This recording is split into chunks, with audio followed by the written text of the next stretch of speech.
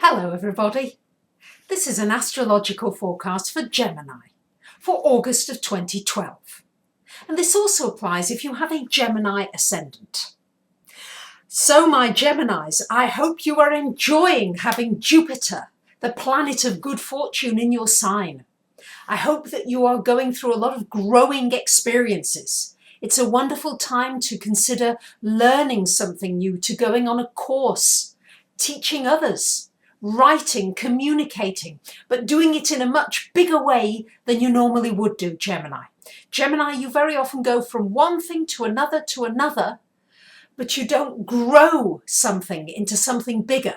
So try not to allow yourself to be too distracted, because this Jupiter in Gemini will give you a lot of opportunities, but don't take too many balls in the air, otherwise you might find that you drop them all. Now we've got Venus in your sign for the first week of this month. Then she goes into your second house. So the first week of this month, as well, we've got a trine between Sun and Uranus. So there's going to be a restlessness to you.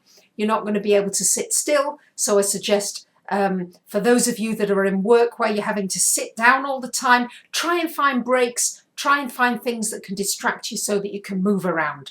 Otherwise, you would be prone to maybe an accident or some kind of a mishap just because you need to get out and about a bit. You're feeling trapped, and it's no good for Geminis to feel trapped. Now, this Venus in your first house, do something nice for yourself. You're going to come over very charming.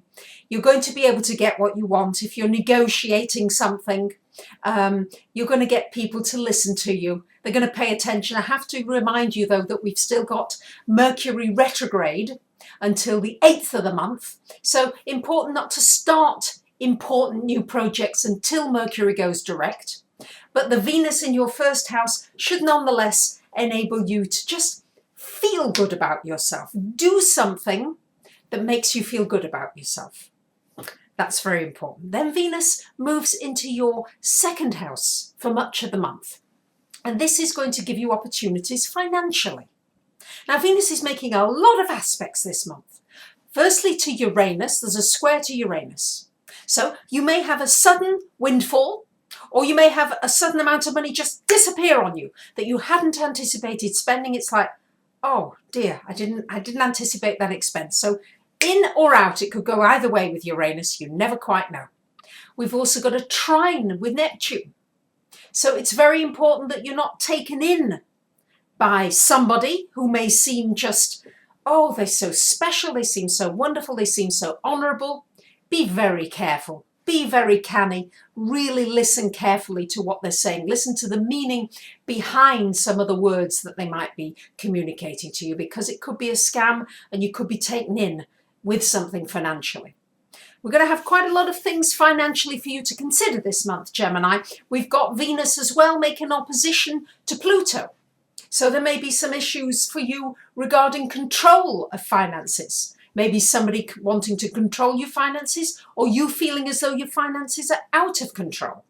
Well, important for you to try to get a handle on it. By the third or fourth week of the month, this very strong Pluto aspect is starting to wane a little, so it should be easier for you by then.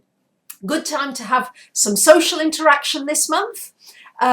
Because we do have the Sun, Mercury in your third house. But just remember that with the Mercury there, you may be revisiting some old social haunts that you had, some old social relationships. You may come back into your life, people you've not seen for a long time, suddenly reappearing in your life. We've got Mars in your fifth house for much of this month with Saturn. So good time for you to put energy into anything that's creative. If you like singing, music, dance, whatever it is, theatre, children, putting energy into children.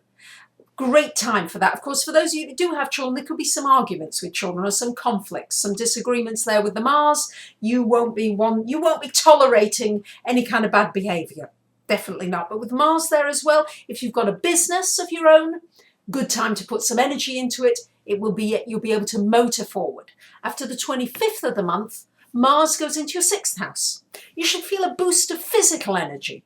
Good time to do something sporty, physical. Actually, Also doing something, maybe changing your diet, changing your exercise plan, doing extra exercises, doing different exercises, putting some focus into learning more about health and nutrition. All these things happening towards the end of the month. Last week of the month, we've got Pluto trine to the Sun from your 8th to your 4th houses. So really, you could accomplish a lot with something connected with the home.